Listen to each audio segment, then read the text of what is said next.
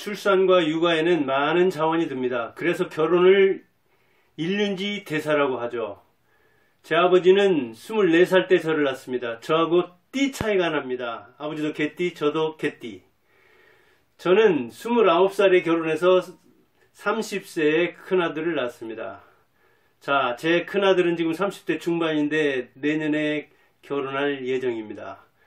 아버지는 20대 초반, 저는 20대 후반, 그리고 제 아들은 30대 중반. 이러다 보니까 아버지는 7명 낳아서 1명 실패하고 6명 키웠고 저는 둘, 제 아들은 어쩔지 모르겠습니다. 이렇게 아이를 육아만 하면 될 것 같지만 사실은 교육, 그리고 성년이 되었을 때도 성년 자녀도 육아를 해야 된다 하는 책을 9월의 책으로 소개할까 합니다. 자, 이런 책입니다.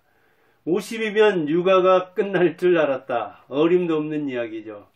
50이 아니라 60에만 끝내도 아주 준수한 것이고, 우리 아버지는 환갑 때 많은 손자를 봤는데 저는 환갑을 훌쩍 넘어 70을 내다보고 있으면서 자녀가 아들만 둘인데 결혼을 못했거든요. 50이면 육아가 끝나는 건 그래서 어림도 없습니다.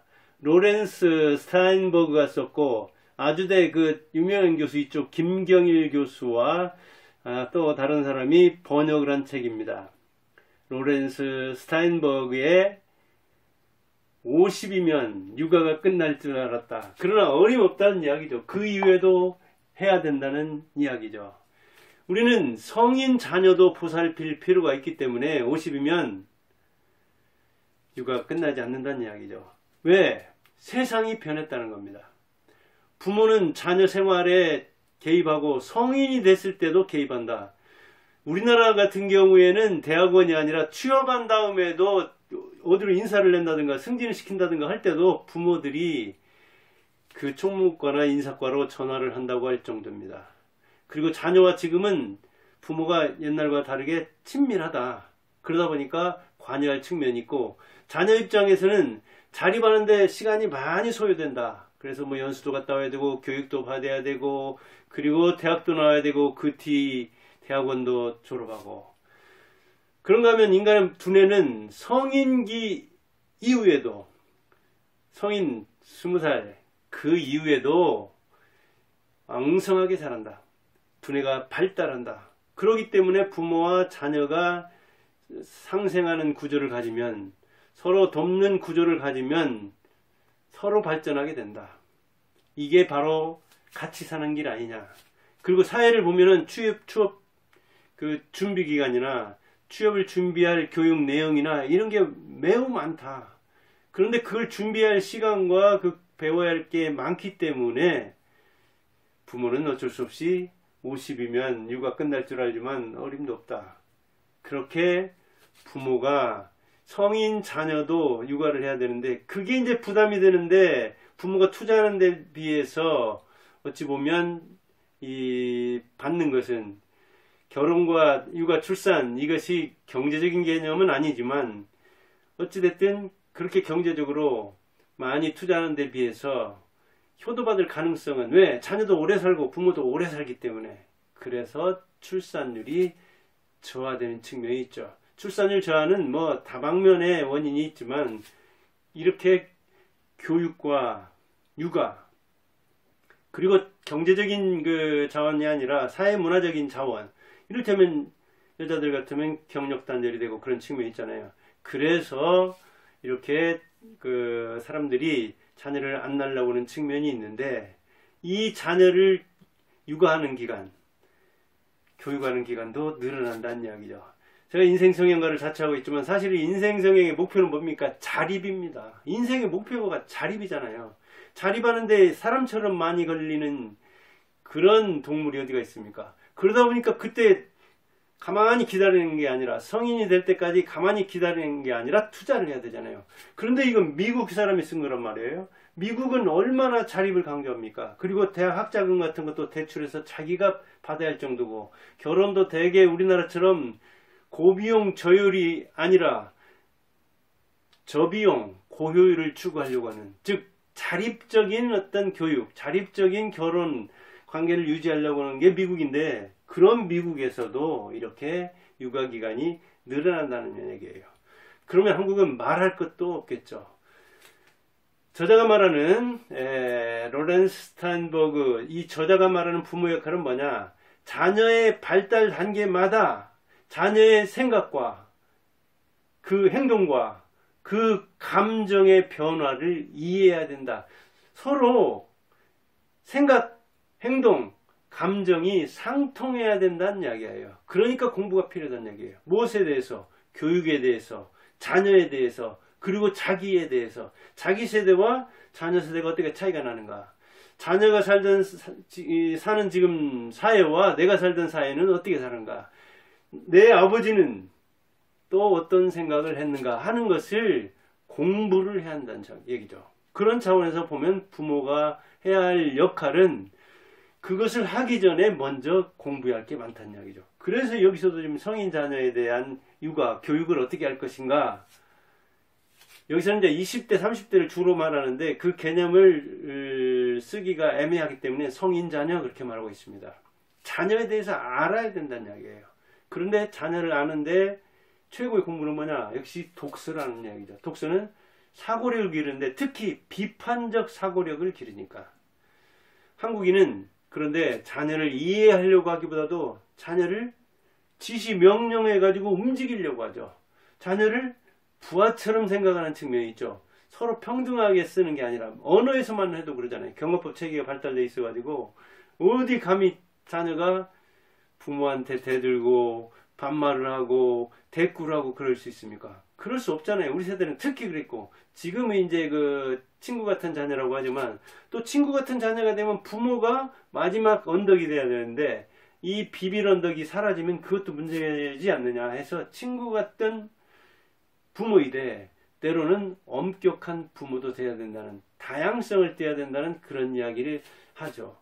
아무튼 우리는 출산과 육아는 어찌 보면 부모로서는 죽을 때까지 책임져야 할 그런 측면이다. 그래서 여기서는 지금 정신적 측면, 정신건강, 교육, 결혼, 그리고 자녀가 방황할 때, 즉 갈등할 때 이런저런 이야기를 하고 있어요.